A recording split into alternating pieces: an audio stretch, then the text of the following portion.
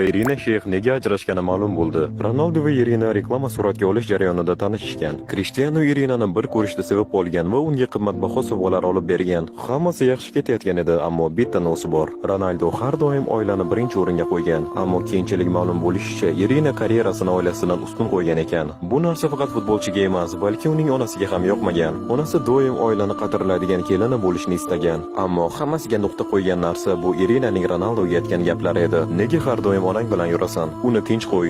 Meni ham onam bor, lekin men uni har doim o'zim bilan sudrab yurganim yo'q-ku. Ronaldo o'sha zahotiyoq javob berdi. Eslab qol, men sendan soniyada voz kechaman, ammo onamni yolg'iz qoldirmayman. U mening bu muvaffaqiyatim uchun hayotini qurbon qildi. Meni birinchi krossovkalarimni olib berish uchun u bir vaqtda bir nechta joylarda ishlagan. Toki tirik ekanman, onam doim men bilan bo'ladi. U mening Xudo bergan ne'matimdir. Agar videoni shu yergacha tomosha qilgan bo'lsangiz, kommentariyada bitta yurakcha qoldirib keting. Like bosib va obuna bo'lishni eslatib. Cristiano Ronaldo va rossiyalik model Irina Sheyx nega ajrashgani ma'lum bo'ldi. Ronaldo va Irina reklama